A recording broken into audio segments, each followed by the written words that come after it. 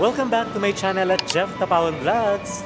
At dahil marami sa inyo ang nagre-request, eto na nga guys, may part 2 ang Binondo food trip natin.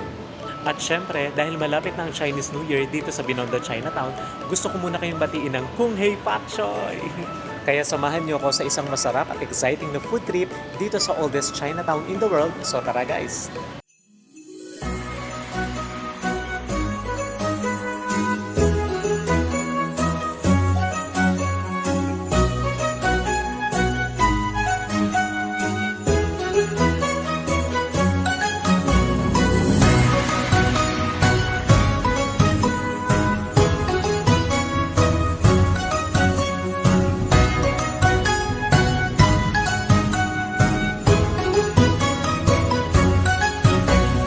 Okay, right now, nandito tayo ngayon sa Juding Convenience Store. Famous sa kanila dito yung pan-fried bun and yung fresh soya milk. So, tara, try natin. Okay, guys. So, ito yung pan-fried bun nila. 30 pesos per piece. Try natin. And bumili rin tayo ng fresh soya milk nila.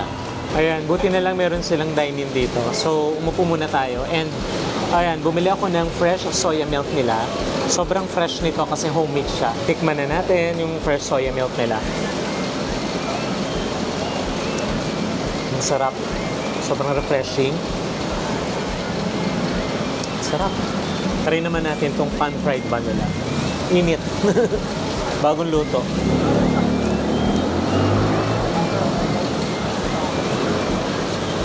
Sarap. Look. Okay guys, itong pan-fried bun nila, ang crispy nung ilalim. Ayan.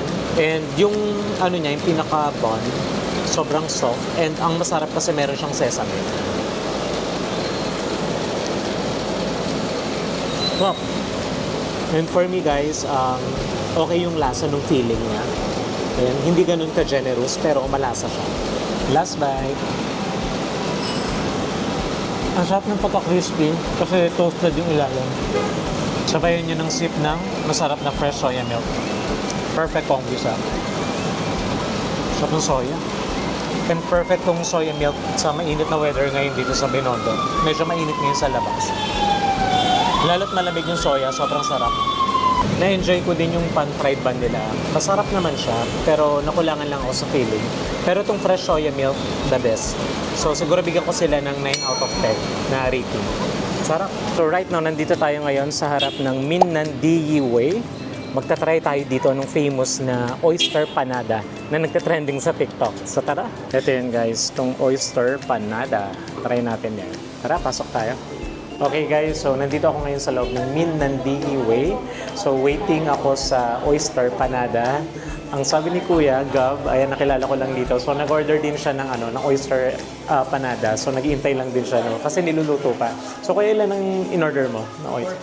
4 pieces. Parehas kami. 4 pieces din yung order ko. And sabi niya sa akin kanina, may nag-order na mga ilang 45 pieces, no? Talagang trending to, itong oyster panada. So check natin kung talagang legit na masarap. Ayan, nauna na yung order ni Gab. Nauna kasi siya sa akin.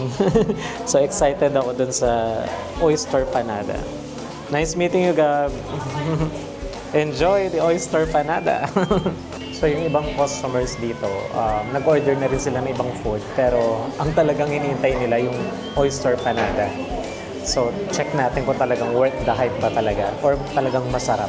Finally, after 1 hour na pag-iintay natin dito sa oyster panada, eto na siya. Bagong luto, malutong. So bali 5 yung in-order ko na oyster panada. Yung 4 for take-out, and then tong isa titikman natin.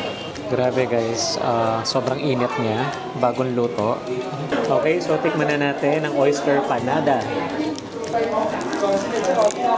Ang init. Sobrang bango yung aroma ng oyster. Amoy na amoy mo siya. Look guys, sobrang rich and flavorful ng feeling. Legit na oyster. Sobrang crispy ng crust niya. Sarap ang lutong. Aside from oyster na feeling, meron siyang mga crushed vegetables sa loob. Ayan guys. Guys, look yung real oyster na nilagay. Ang dami. Perfect din siya lagyan ng ketchup. Ayan. So, tikman natin with ketchup.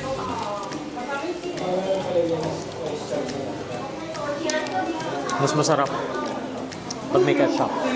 Medyo maanghang kasi yung ketchup nila. Hap. Kaya pala siya binabalik-balikan. Medyo addictive to. Itong empanada na to. Hop. Pero sure ako, masarap lang talagang kainin kapag mainit. Last bite. One of the best empanada na natikman ko. Bago kasi siya sa panlasa ko. And legit na masarap talaga yung oyster. 11 out of 10. Parang gusto kong bawasan tong takeout ko. Pero pabili kasi sa akin ng sister ko. Pero okay na yun, at least natikman natin. So, ang sarap. Punta na kayo dito. Sa Minandi Yiwei. Dito lang yan sa Benavides Street. Kyonghiwatsai, Happy New Year! So right now, nandito tayo ngayon sa Estero Fast Food. Dito tayo magla-lunch, guys. Guys, ito yung in-order ko. Itong famous sa kanila, crispy frog legs. Ayan, so meron din silang shrimp. Okay, meron silang squid. Tapos meron din oyster. Ang dami. May chicken liver. Okay, nag-order din ako ng seafood vegetable rice. Ito, Chinese style siya. Look, guys. So wait lang natin yung frog legs. Finally, andito na yung crispy frog legs. Look, guys. Mahilig ba kayo sa palaka? O, diba? Sarap ng lunch natin. Ayan. Itadakimasu. Okay, so let's eat. Init. Sobrang fresh ng vegetables. Ano nila? Seafood vegetable rice. Meron siyang shrimp, may squid, merong oyster, and ang daming veggies. By the way, iba talaga pag niluto sa wok, mas masarap yung pagkain. Sobrang authentic ng sauce. And itong favorite ko, may mushroom. Guys, sobrang fresh ng veggies nila. Ang crunchy. Try naman natin itong crispy frog legs. Then, dip natin dito sa sweet chili sauce. Try natin.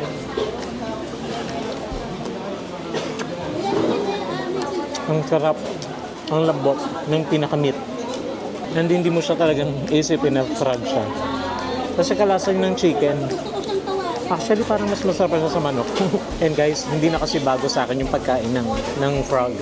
Kasi naalala ko nung bata ko, nanguhuli kami, namimingwit kami ng palaka pag umuulan. Ang piniprito namin. Sarap na sarap kami. Sarap. Sobrang crispy, napakaluto. Actually, marami ring pwedeng gawing luto sa palaka. Hindi lang naman fry. Pwede ring adobo. Diba? So kung paano mo niluluto yung chicken, pwede siya. Kasi halos kalasa. Ito talaga yung gusto ko sa vegetable seafood. Yung talagang legit yung seafood na nakalagay. And ang dami. Top. The best dito. Since mag-isa ako, today, ang hirap ubusin. Di ba kanina pa tayo kumakain? Pero sayang kasi, di ba? Nakakahinayang naman kung iti-take out pa natin to. Ito kasing crispy frog legs, hindi na siya masarap iuwi kasi hindi na siya crispy. So, ubusin na natin. Sobrang na-enjoy ko yung food dito sa Estero Fast Food. Ang sarap ng kinain natin. And for me, ang rating ko dito is 10 out of 10. Sarap. Okay, so finally, nandito tayo ngayon sa New Poheng. So, kakain tayo ng fresh lumpia. Ayan, so pag medyo maaga talaga kayo, wala pa masyadong pila. Ayan, so nakikita nyo dito siya ginagawa, yung fresh lumpia. Diba? Fresh talaga siya. Okay, so finally, nandito na yung orders ko. So, bumili tayo ng famous na fresh lumpia. Pakita ko sa inyo. Okay, so ito yung fresh lumpia nila. Diba? Sobrang laki. And then, meron siyang kasamang sauce. For 100 pesos to. Miswa soup. Ayan, so bumili rin tayo ng miswa soup and regular lang for 70 pesos. Then yung large nila is 100 pesos. Parang perfect kasi siya na ka-pair ng fresh lumpia.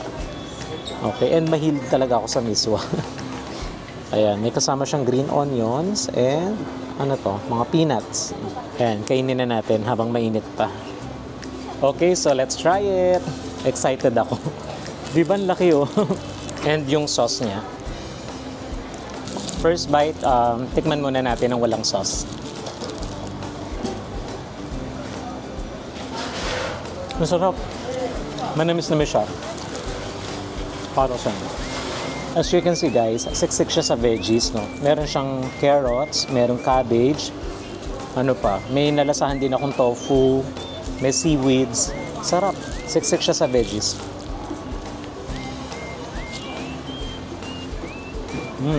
Try natin na may sauce naman.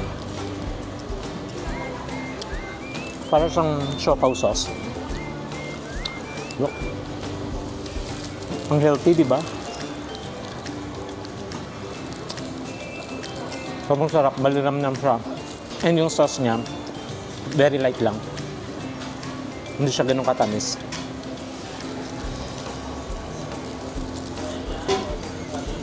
Grabe ang sarap. And mag-aang siya sa tiyan. Kasi nga puro veggies, no? Para sa akin, mas masarap siya ng maraming sauce. And pag naubos yung sauce nyo, pwede pa kayo humingi. Kanina na video ko yung working stations nila. Malinis. Buti na lang may tables and chairs sila dito. Kasi nakalagay for takeout only. Sobrang soft ng wrapper niya. Okay, so try naman natin itong miswa soup nila. Habang mainit. Ang daming laman sa loob. So bukod sa peanut, meron siyang egg. Ayan. I don't know kung kita. Tapos meron din parang chin-up na mga squid balls. Sarap. Merong meat. And hindi siya maalat. Sakto lang yung yung lasa niya. Hindi ko ito mauubos. Ang dami ng regular.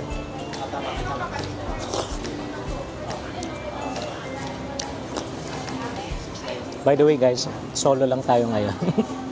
Kaya tikim-tikim lang muna kasi ang dami pa natin kakainin mamaya. Pag di ko naubos siguro take out na lang. So since konti na lang naman tong fresh lumpia, ubusin na natin. Sayang. Sarap. Hindi naman ito siya mabigat sa tiyan. Perfect to, no? Kahit merienda, lunch, lalo na yung sa mga nagda-diet. Sarap to. Last bite. Diba? So finally, tapos na tayong kumain ng fresh lumpia nila na sobrang sarap. And then yung miswa soup nila. Para sa akin, ang rating ko dito is 10 out of 10. Sobrang sarap. So punta na kayo dito sa New Poke. Okay, so next stop natin guys, nandito tayo sa Waying Fast Food. Famous sila dito sa beef wonton mommy and hakao. Sige, try natin. Finally guys, nandito na yung beef mommy natin. Serving hot. Okay, let's eat. Try na natin itong beef mommy hanggang mainit.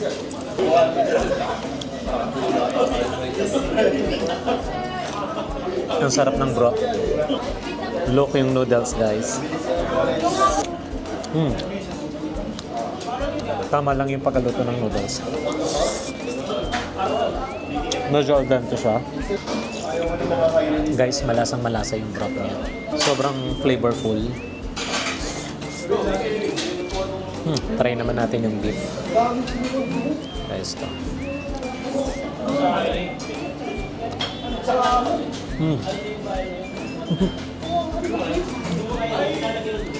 Sobrang lambot ng beef. Sobrang dami lang ng beef. Mukhang hindi ko siya mahuhubos.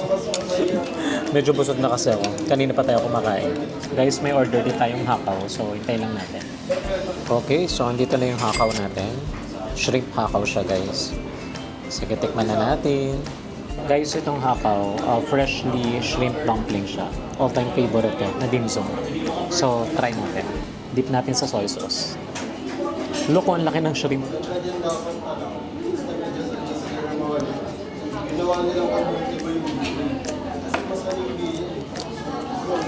Sarap. The best.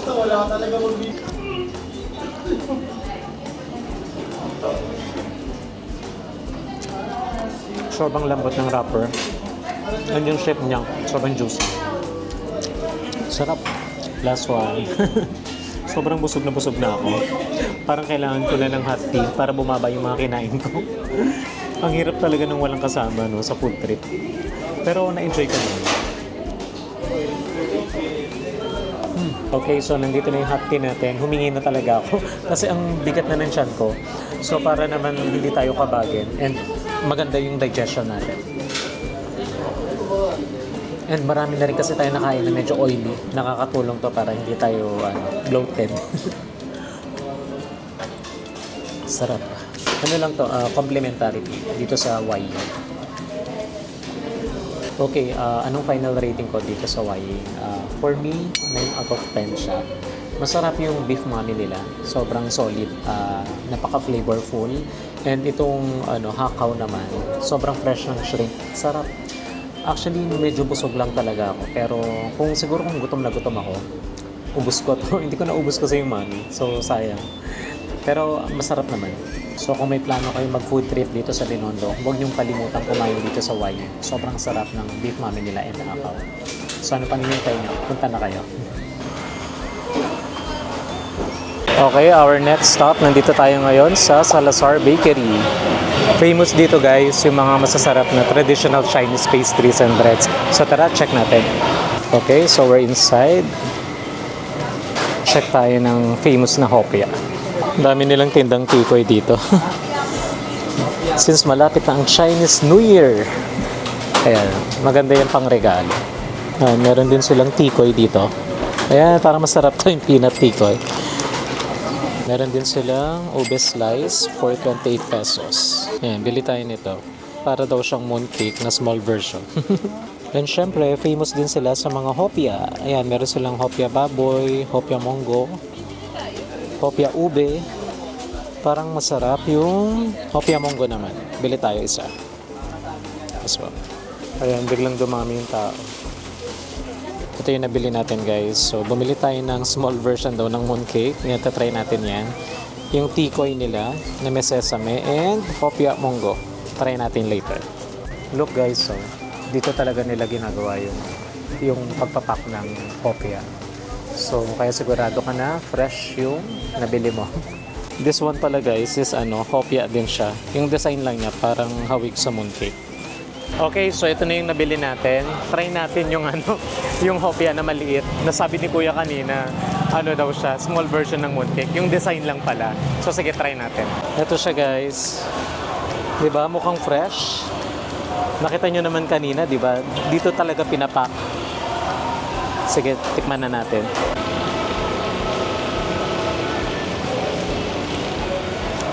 Sakto lang yung tamis. Merong pinipig sa loob ng hopya. And medyo makunat siya pag kinagat. Ang sarap. Look. And bukod sa pinipig guys, parang meron siyang sunflower seed. Ayan. I don't know kung kita. Pero ang sarap. Yun yung nagdadagdag ng texture, no? Yung pagka-crunchy. Nagpasarap yung sunflower seed. Kasi pag kinagat mo siya, medyo malutong na. Yeah. Sarap. And first time ko makatikim ng ganitong klase ng hopya. Sarap pala siya. Yeah. Rating ko, 9 out of 10. Okay guys, so for our last stop, hanapin natin yung Lord's Toast. Tikim tayo ng egg tart. Masarap yung egg tart nila, kahit isa lang. Ito na yung last stop natin dito sa Lord's Toast Bakery. Tikman lang natin yung egg tart nila. Tara! Ayan, magta-try tayo ng egg tart. So bumili ako isang piraso lang. Try lang natin. Okay, so ito na yung egg tart natin. So tikman na natin. Promise last na to.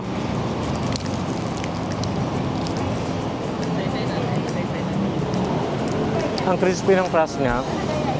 Then ang creamy ng filling. Look.